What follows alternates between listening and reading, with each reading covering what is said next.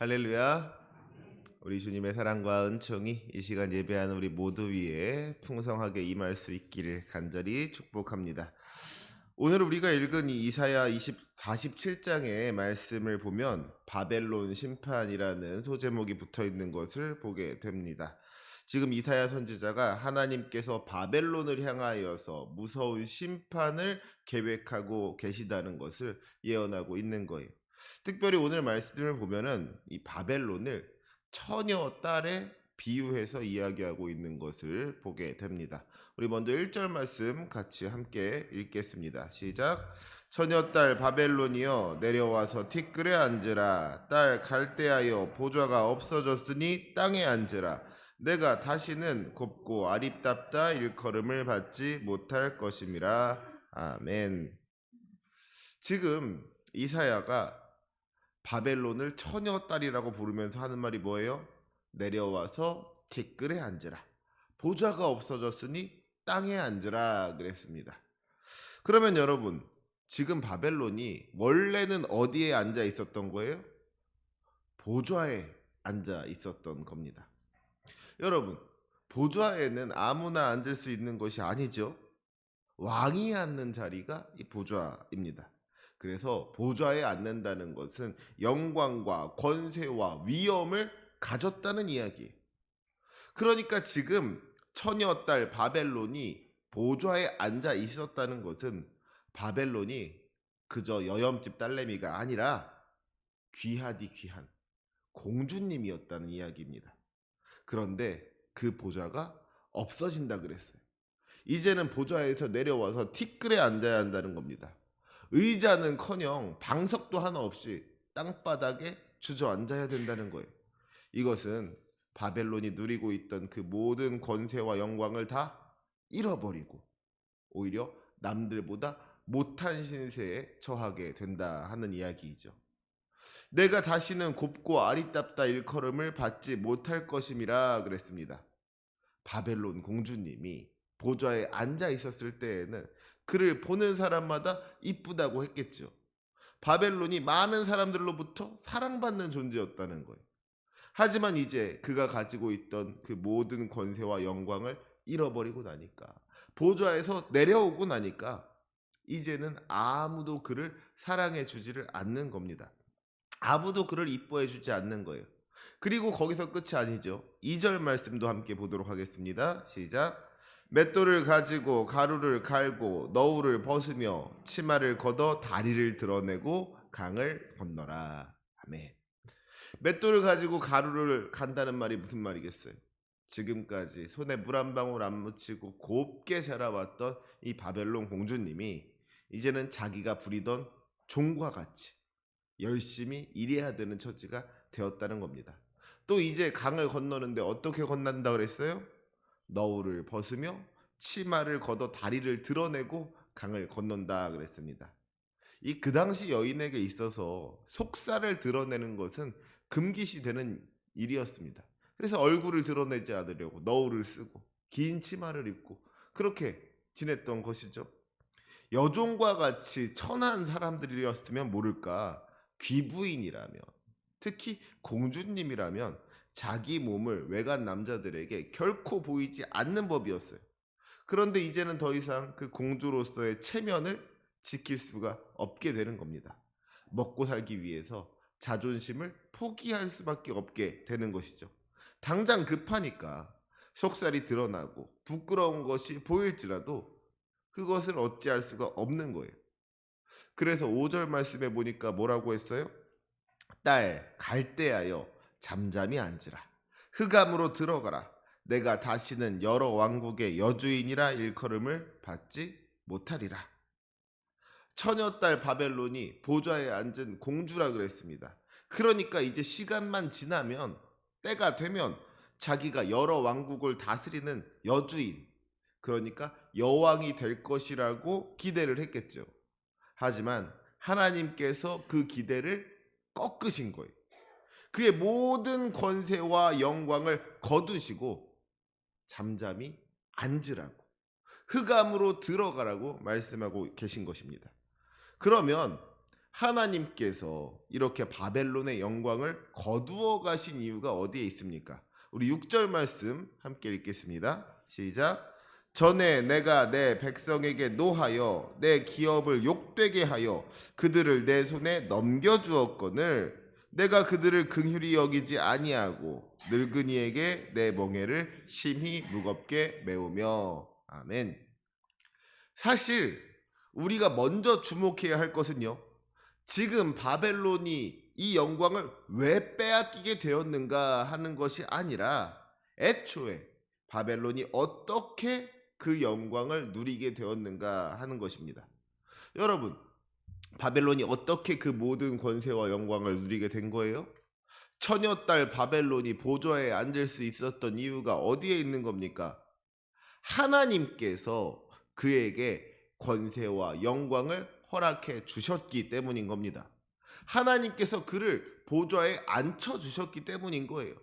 모든 권세와 영광의 주인이신 하나님께서 바벨론을 높여 주셨기 때문에 바벨론이 그 모든 권세와 영광을 누릴 수가 있었던 것이지, 그 모든 권세와 영광이 바벨론 자기의 힘과 능력으로 얻어낸 것이 아니었다 하는 겁니다. 그러면 하나님께서 바벨론에게 그 권세와 영광을 허락하신 이유가 무엇이었냐? 하나님께서 바벨론을 높여주신 이유는 바로 전에 내가 내 백성에게 노하여 내 기업을 욕되게 하여 그들을 내 손에 넘겨 주었거든. 바벨론이 이뻐서 바벨론을 높여주신 게 아니었다는 겁니다. 바벨론이 좋아서 바벨론에게 권세와 영광을 주신 것이 아니었다는 거예요. 하나님의 관심은 바벨론이 아니라 하나님의 백성인 이스라엘을 향해 있었던 겁니다. 바벨론이 이스라엘을 지배하고 다스리게 된 것은 바벨론이 뭘 대단히 잘해서가 아니라 이스라엘이 잘못했기 때문인 겁니다. 하나님께서 이스라엘을 택하여서 특별히 사랑하여 주시고 은혜를 베풀어 주셨음에도 불구하고 이스라엘이 하나님을 거역하고 불순종하여서 자꾸만 죄를 지으니까 이에 노하신 하나님께서 이스라엘을 바벨론의 손에 넘겨주셨다는 것이죠. 특별히 여기 보면은요, 하나님께서 이스라엘을 바벨론에 넘겨주신 것에 대하여 말씀하시면서 내 기업을 욕되게 하여라고 표현하고 있는 것을 보게 됩니다. 사실 여러분, 하나님의 백성인 이스라엘이 우상을 섬기는 바벨론의 지배를 받게 되었다는 것은요, 이스라엘에게 뿐만 아니라 하나님께도 수치스러운 일인 겁니다.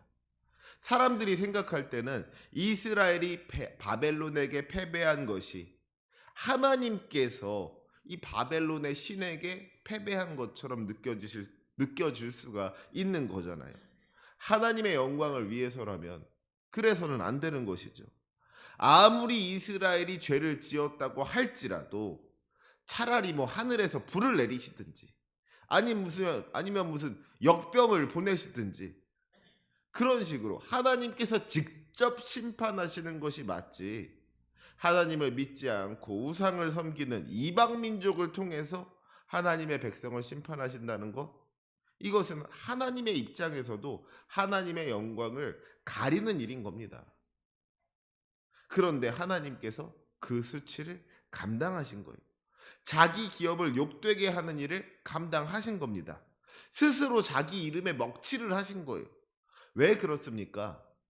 그래야지 이스라엘이 자기의 죄를 깨달을 것 같은 것이죠. 예를 들면 이런 거예요. 어떤 아이가 손버릇이 나쁜 겁니다. 자꾸 어디서 뭘 훔치는 거예요. 엄마 지갑에 손을 대고 친구들의 물건에 손을 대고 나중에는 가게집에 가서 슈퍼나 문방구에서도 막 물건을 훔치는 것이죠.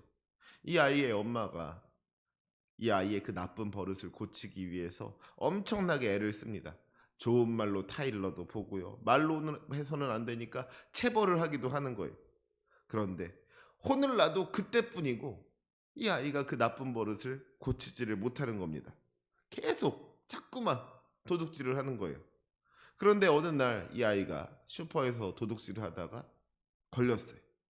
그리고 자기의 그 죄 때문에 자기가 사랑하는 엄마가 그 가게 사장님한테 욕을 먹고 막 싹싹 비는 거를 보는 것이죠.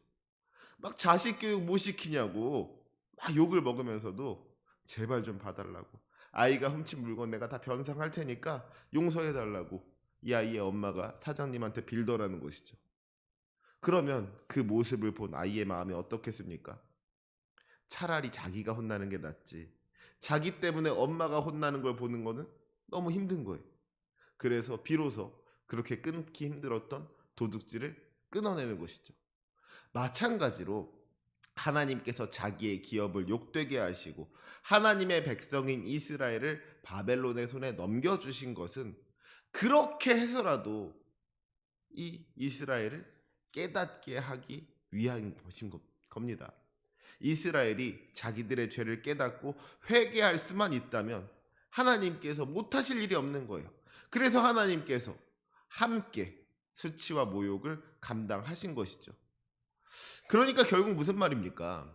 인간적인 눈으로 바라볼 때에는 바벨론이 이스라엘을 정복하고 이스라엘이 바벨론의 종살이를 하고 있으니까 이스라엘이 믿는 하나님보다도 바벨론이 믿는 신이 더 강해 보일 수가 있겠지만, 사실은 지금 하나님께서 이스라엘뿐만 아니라 바벨론까지도 사용하고 계신 거예요.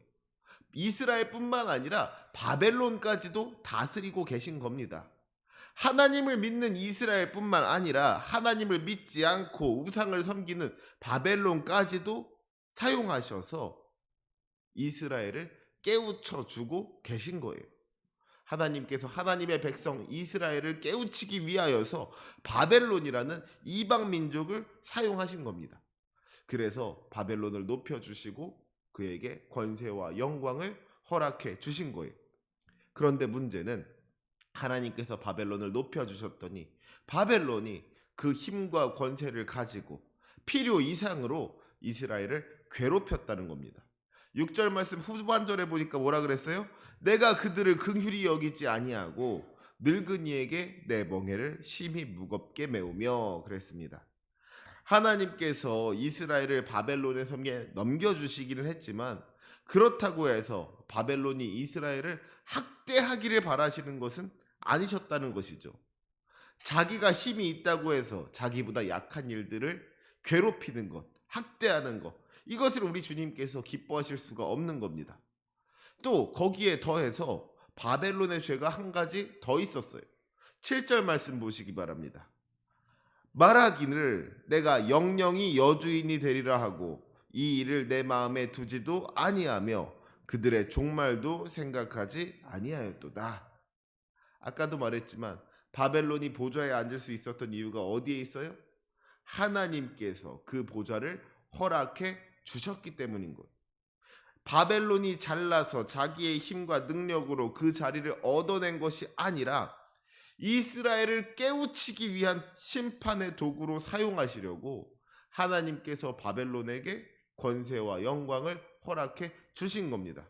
그런데 바벨론은 어떻게 생각했어요? 자기가 누리고 있는 그 권세와 영광이 영원할 줄로만 생각하고 교만했던 겁니다. 결국 그러니까 바벨론의 죄가 무엇이었습니까? 첫째는 자기에게 힘이 있고 권세가 있다고 해서 그것을 가지고 자기보다 약한 이들을 괴롭히고 학대했던 것이고, 둘째는 자기가 누리고 있는 권세가 영원할 줄로만 알고 교만했던 겁니다. 자기의 힘을 믿고 교만하여서 약한 자들을 괴롭히는 것, 이것은 우리 하나님께서 가장 싫어하시는 일들 중에 하나인 것이죠. 결국 이스라엘이 자기의 죄로 인하여서 하나님의 심판을 받게 되었던 것과 같이 바벨론 역시도 자기의 죄로 인하여서 심판을 받게 되는 겁니다. 자기 것인 줄로만 알았던 그 영광 보좌를 빼앗기고 수치와 모욕을 당하게 되는 거예요. 사랑하는 성도 여러분, 오늘의 말씀을 통하여서 우리가 두 가지를 기억할 수 있었으면 좋겠습니다. 첫 번째로 우리가 기억해야 할 것은 우리 주님이 어떤 분이신가 하는 거예요. 우리 주님은 능력의 주님이십니다. 이 세상을 창조하시고 다스리시는 주님께서는 하나님을 믿는 이스라엘뿐만 아니라 하나님을 믿지 않는 바벨론까지도 다스리시는 분이시고 사용하시는 분이십니다. 우리의 죄를 사하시고 우리를 구원하시기 위하여서 이 세상 모든 것을 사용하시는 주님의 능력을 잊지 말고 기억해야 한다는 것이죠. 또 두 번째로 우리가 기억해야 할 것은 그 능력의 주님께서 우리의 죄를 반드시 심판하신다는 겁니다. 이스라엘이 하나님을 거역하고 죄를 지었을 때에 주님께서는 바벨론을 들어 이스라엘을 심판하셨습니다. 그리고 이제 바벨론이 교만하여서 약한 자들을 긍휼히 여기지 아니하고 그 멍에를 무겁게 하니까 그 보좌를 빼앗기시고 수치와 모욕을 당하게 하셨다는 것이죠. 이것은 우리들에게도 마찬가지인 거예요. 우리가 주님을 떠나서 주님께서 싫어하시는 가증한 죄를 범한다면 우리 주님은 반드시 그 죄를 기억하시고 심판하실 줄로 믿습니다. 하지만 그것은 심판을 위한 심판이 아니죠. 주님께서는 그 심판을 통하여서 우리들의 죄를 깨닫게 하여 주시고 회개하여 주셔서 마침내 우리를 구원하여 주실 것을 믿습니다. 바라기는 이 시간 예배하는 우리 모두가 우리 주님의 크신 능력을 깨달을 수 있기를 원합니다. 그리고 그 주님께서 원하시는 대로 살아갈 수 있기를 원합니다. 자기의 힘을 믿고 교만하여서 다른 이들을 학대하는 것이 아니라 겸손하게 하나님을 의지하며 약한 자들에게 긍휼을 베풀 때에 우리 주님께서 기뻐하시고 큰 능력으로 함께하여 주실 것을 믿습니다. 그 은혜를 누리며 살아갈 수 있는 저와 여러분이 되시기를 주님의 이름으로 축원합니다. 아멘. 기도하시겠습니다.